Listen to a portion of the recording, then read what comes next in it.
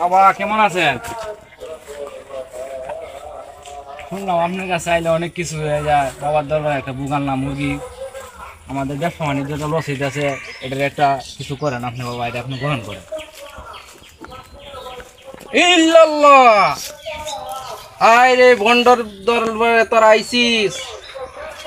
তোরা আমি তো ভন্ড, এই দেশটা ধ্বংস করে দিছে ভন্ড। আমার কাছে কিছু নাই, আছে আল্লাহর কাছে। আমি তো আল্লাহ চালা, আমার কাছে কি পাবি?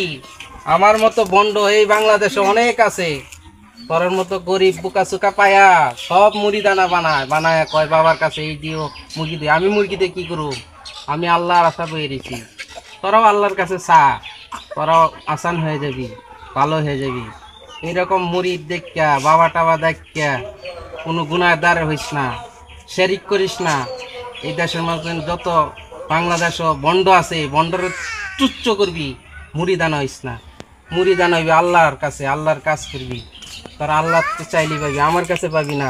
এই মুরগি লিয়ে যা, আমি কি করবো এই মুরগি? আমি আল্লাহ ঠিক আছে বাবা, ঠিক আছে যা, বন্ড দেশ না।